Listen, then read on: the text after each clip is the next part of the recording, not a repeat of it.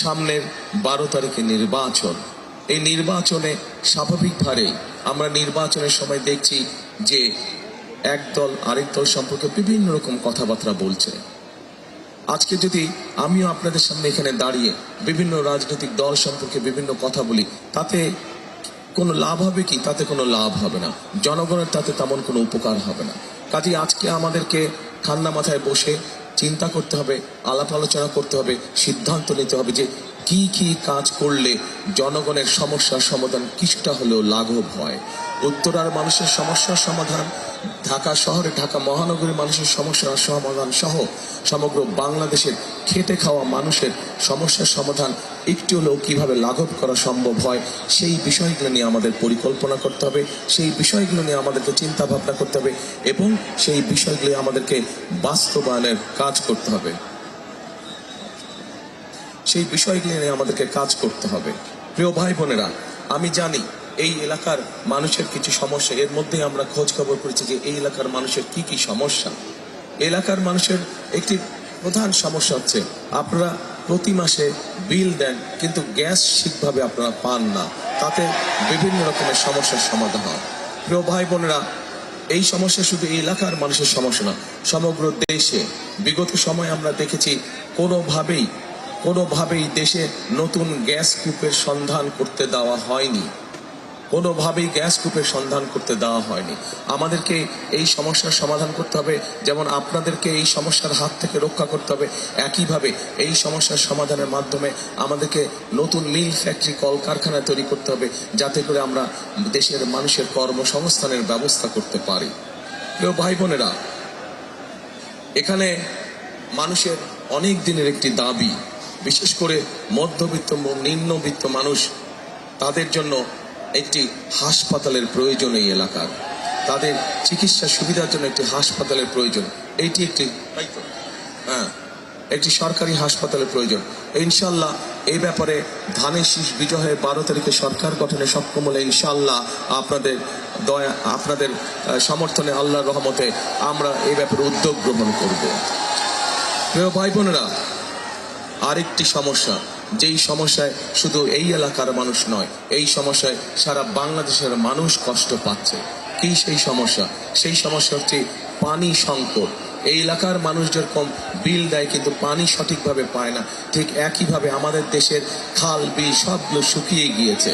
ওপারে বাঁধ নির্মাণ করে আমাদের নদীর প্রবাহগুলোকে বন্ধ করে দেওয়া হয়েছে। প্রিয় ভাই বোনেরা, এই এলাকার পানির সমস্যার সমাধান যেমন আমাদেরকে করতে হবে, একইভাবে সমগ্র দেশে আমাদেরকে পানির সমস্যার সমাধান করতে হবে।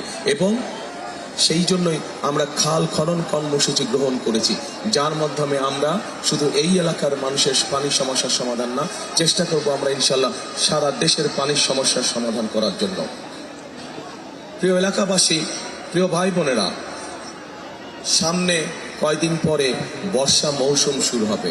শীত শেষ হলেই কয়দিন পরে বর্ষা মৌসুম শুরু হবে এবং বর্ষা মৌসুম যখন শুরু হয় তখন এই এলাকার মানুষের সবচেয়ে বড় দুর্ভোগ হয় জলাবদ্ধতা। অনেকগুলো রাস্তাঘাট আছে এই এলাকার ভিতরে যেগুলো সব পানির নিচে চলে যায়। এই জলাবদ্ধতা এই এলাকায় যেরকম আছে, ঢাকা শহরের বিভিন্ন এলাকায় আছে। আমাদেরকে মানুষকে এই জলাবদ্ধতা থেকে দূর করতে হবে। ইনশাল্লাহ আগামী 12 তারিখে বিএনপি সরকার গঠন করলে, এখান থেকে ধানের শীষকে আপনারা বিজয় করে নিয়ে আসলে, বিএনপি সরকার গঠন করলে জলাবদ্ধতার সমস্যার সমাধান সবচাইতে আগে ইনশাল্লাহ আমরা করব, যাতে মানুষের অন্তত চলাফেরাটা সঠিকভাবে করতে পারে মানুষ। ওটা তো সারা বাংলাদেশে। আরেকটি তীব্র সমস্যা এই এলাকার মানুষের, সেটি হচ্ছে যানজট।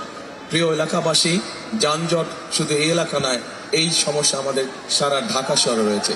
কি করে যানজটকে নিয়ন্ত্রণ করা যায়, কিভাবে যানজটের সমস্যা সমাধান করা যায়, এ ব্যাপারে আমাদের একটি পরিকল্পনা আছে। যেহেতু আজকে অনেক দেরি হয়ে গিয়েছে, সেই জন্য আমি আর বিস্তারিত বলবো না। একটি বিশাল সমস্যা এই এলাকায়, মাদকের একটি বিশাল সমস্যা রয়ে গেছে এই এলাকায়। এবং প্রিয় ভাই বোনেরা, এই সমস্যাটা একটি ভয়ঙ্কর একটি সমস্যা, যেই সমস্যার ফলে অনেক পরিবার ধ্বংস হয়ে যায়, অনেক পরিবার ধ্বংস হয়ে গিয়েছে, অনেক পরিবার ধ্বংস হয়ে যাচ্ছে। আমাদেরকে যে কোনো মূল্যে যে কোনো প্রকারে এই সমস্যার আমাদেরকে সমাধান করতে হবে। এই সমস্যা থেকে এলাকাবাসী সহ দেশের মানুষকে আমাদের বের করে নিয়ে আসতে হবে। আরেকটি বিশাল সমস্যা আছে এই এলাকার, যেরকম এটি সমস্যা একইভাবে সারা বাংলাদেশে, অর্থাৎ লক্ষ লক্ষ শিক্ষিত, অল্প শিক্ষিত, অর্ধশিক্ষিত যাই হোক না কেন তরুণ আছে, যুবক আছে যাদের কর্মসংস্থান নেই। আমাদেরকে তাদের কর্মসংস্থানের ব্যবস্থা করতে হবে। আমরা যদি আমার তরুণদের জন্য, যুবকদের জন্য আজ কর্মসংস্থানের ব্যবস্থা করতে পারি, ধীরে ধীরে আমরা একটি আমাদের প্রত্যাশিত বাংলাদেশ গড়ে তুলতে পারবো। প্রিয় ভাই বোনেরা, কাজ অনেক আছে। বিগত 16 বছর আমরা 17 বছর আমরা শুধু বড় বড় গল্প শুনেছি, কিন্তু মানুষের সমস্যার কোনো সমাধান আমরা দেখিনি। আমাদের সামনে অনেক কাজ, বাংলাদেশের সামনে অনেকগুলো চ্যালেঞ্জ আছে। আমরা যদি সকলে ঐক্যবদ্ধ থাকি, আমরা যদি আমাদের গণতন্ত্রকে সুসংহত করতে পারি, তাহলে আমরা ধীরে ধীরে বাংলাদেশের এই সমস্যাগুলোকে কাটিয়ে উঠতে পারবো। কিন্তু সেখানে আপনাদেরকে, জনগণকে, যেভাবে উত্তরার মানুষ জুলাই আন্দোলনকে সফল করেছিলেন, ঠিক এই একইভাবে যদি এই বাংলাদেশের মানুষ, গণতন্ত্রকে মানুষ, উত্তরার মানুষ যদি আপনারা সকলে ঐক্যবদ্ধ থাকেন, একত্রিত থাকেন, গণতন্ত্রের পক্ষে থাকেন, ইনশাল্লাহ আমরা ধীরে ধীরে বাংলাদেশকে এই সকল সমস্যা থেকে বের করে নিয়ে আসতে সক্ষম হব। প্রিয় ভাই বোনেরা, কিন্তু আমি যেই কাজগুলো আপনাদের জন্য করতে চাইছি, এই এলাকার মানুষ সহ দেশের মানুষের জন্য আমি করতে চাইছি, এই কাজগুলো করতে হলে আপনাদের সমর্থন প্রয়োজন। আপনাদের সমর্থন ছাড়া আমরা এই কাজগুলো করতে পারবো না। এই যেই কাজগুলো আমরা করতে চাইছি, যেই পরিকল্পনাগুলো আমরা নিয়েছি, আপনারা কি মনে করেন এই কাজগুলো আমরা যদি করতে সক্ষম হই, আপনাদের সমস্যার সমাধান কিছুটা হলেও হবে? আপনাদের কি এটা মনে করেন আপনারা সমস্যা? তাহলে প্রিয় ভাই বোনেরা, প্রিয় এলাকাবাসী, আপনাদের সমর্থন দরকার। আপনাদের সমর্থন ছাড়া কিন্তু আমরা করতে পারবো না। এবং আপনাদের সমর্থন হচ্ছে ধানের শীষকে বিজয়ী করতে হবে। ধানের শীষকে বিজয়ী করতে পারলে আমাদের হাত শক্তিশালী হবে। আমাদের হাত শক্তিশালী হলে ইনশাআল্লাহ আমরা এলাকার সমস্যার সমাধানগুলো করতে সক্ষম হব। আগামী 12 তারিখে নির্বাচন, যেই নির্বাচন ছিল, যেই অধিকার বহু কষ্টের বিনিময় এই দেশের মানুষ অর্জন করেছে।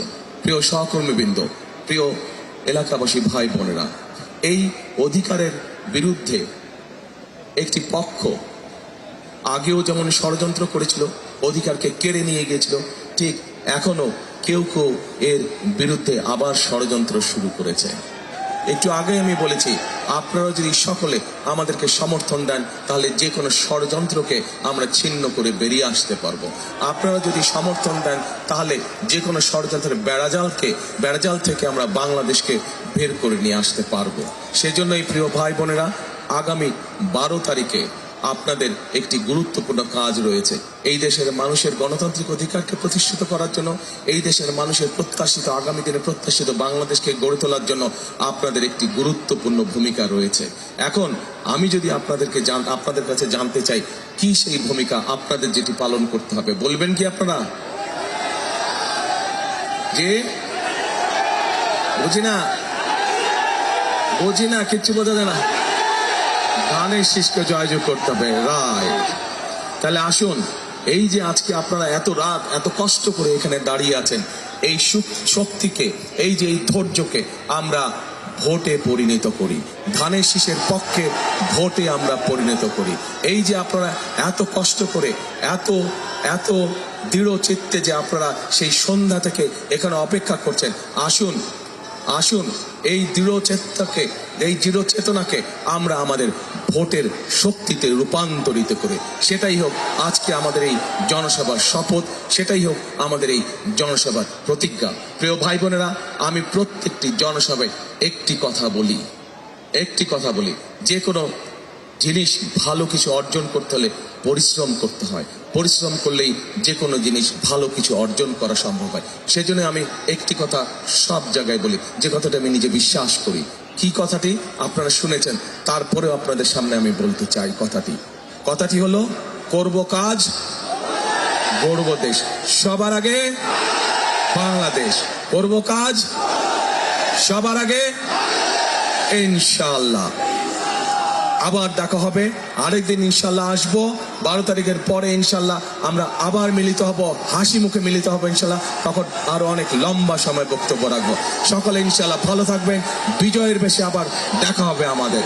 আল্লাহ হাফেজ। বাংলাদেশ জিন্দাবাদ, বাংলাদেশ জাতীয়তাবাদী জিন্দাবাদ। আর এই যে জাহাঙ্গীরের হাতে ধানের শীষ দিয়ে গেলাম, আপনাদের এলাকার সন্তান, ওকে আপনারা দেখে রাখবেন। ও ইনশাল্লাহ আপনাদের বিপদ আপদ সবকিছুতে আপনাদের পাশে থাকবে। আল্লাহ হাফেজ।